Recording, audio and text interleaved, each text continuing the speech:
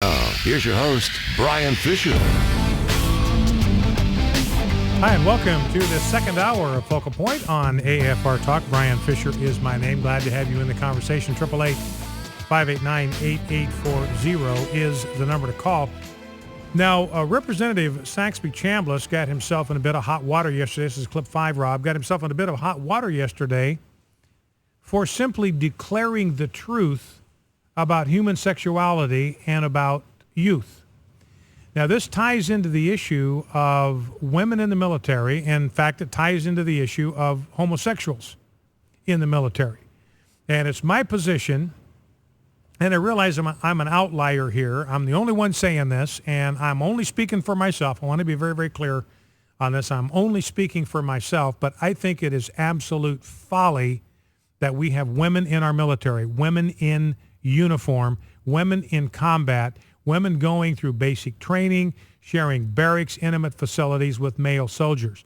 I think, for one thing, female soldiers are simply not equipped by God for the task of being a soldier. Not to say that there aren't tasks that they can do that support military efforts that do not require physical strength, that do not require physical stamina. I'm not saying that there aren't roles like that are a good fit for them, but I'm saying it is folly to put a woman in uniform and put a gun in her hand, ask her to carry a pack, ask her to lift loads and carry equipment. She's just not equipped by God.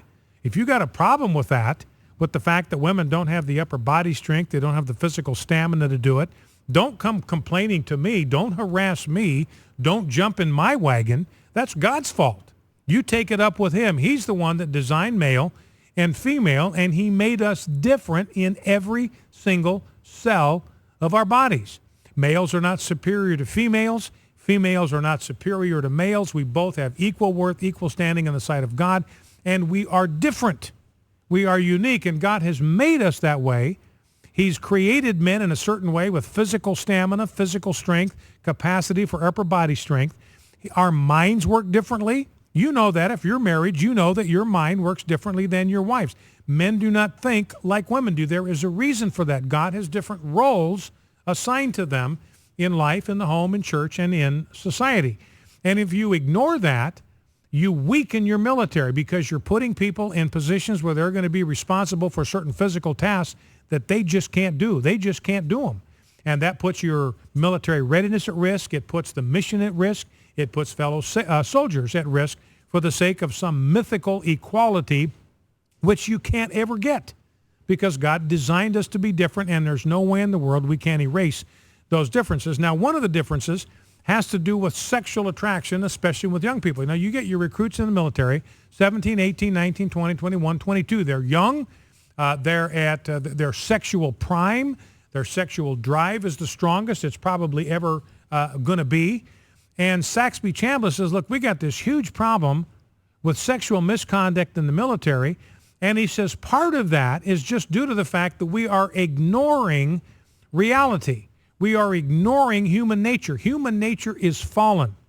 And part of having good public policy is to recognize the fallenness of human nature, our proneness to wander, as the hymn puts it, our susceptibility to temptation of all kinds, including sexual temptation, and to develop rational, common sense, thoughtful, intelligence policies, public policies to try to put some safeguards, some guardrails, some fences around those proclivities, because people are going to get in trouble if they don't have these guardrails around their lives. And that's part of what not having women in basic training and women in the uniform sharing these intimate quarters and long assignments with people of the opposite sex. And so Saxby Chambliss is exactly right. To jump on him is to ignore human nature, the reality of human nature. It's to ignore the reality about human sexual attraction, and it's to completely ignore the differences between men and women. Here is what Saxby Chambliss said yesterday, and he was absolutely right on the money. I defend him to the hilt. Let's listen. The young folks that are coming into each of your services are anywhere from 17 to 22 or 3. Gee whiz, that's the level, the hormone level created by nature sets in place the possibility for these types of things to occur. So we've got to be very careful how we address it on our side. But guys, we're not doing our job. You're not doing yours, and we're not doing ours with the rates that we are seeing on sexual assaults. As I said to start with, you recognize it, we recognize it, and we got to figure this thing out because we simply can't tolerate it. Thank you very much, Mr. Chairman. I agree with him. We can't tolerate it, and that's why I think we need to bring to an end the practice of putting women in the military, in uniform, in combat situations, receiving combat training, going through all of the basic training and all that kind of stuff. Time to bring that experiment to an end, realize it's a failure. We have sexual assaults in the military out of control. Time to recognize the gays in the military. That was a failure. We've got male sexual assaults out of control. New York Times saying that 90%, this is the New York Times figure, not mine, 90% of the offenders, the sexual offenders in the military, are serial offenders, serial rapists. So what the New York Times is saying, these male-on-male assaults, 90% of those are being committed by serial homosexual rapists. Time to recognize that that's a failed experiment and make some changes. As Saxby Chambliss says, we can't tolerate it. Let's go to Daniel, El Dorado, Arkansas, number 888-589-8840. Daniel, El Dorado, Arkansas, what's on your mind? Hey, man, how are you doing today? Good. Hey, man, I got a couple things. Well, first of all, I want to tell you a little kudos. I listened to your show. I really, really like how you put everything under a biblical perspective, and I want to thank you for that because I don't think there is enough of that going around. Everybody wants to throw in their own opinion and their own 2 cents about what they think, but when you say it under God, this is how God sees it. Man, it really puts some clarification and some understanding on things. First of all, I just want to say that. All right, well, thank you, and I'll keep trying to do that. Now, we were talking about the IRS, we were talking about the corruption and everything that's a part that comes along with it. Now, we're also talking about the sexual assault and when it comes to the military. I mean, I've been seeing these things all over the news, everywhere you go. But you and I know that, man, out of 7 trillion people, God made everybody different. Now, I think you and we can honestly say that we're both in the boat of conservatism. Mm-hmm. As far as we see the things the way that God has created them, and we understand that. But a lot of people don't see it that way. There's a great divide in our country of good and evil, okay? And everybody has their own opinions. But now, you had a call earlier. He was talking about the Harvest Festival. Yeah, Harvest Crusade, Harvest America. Can you hear me okay? Yes, go right ahead. Okay.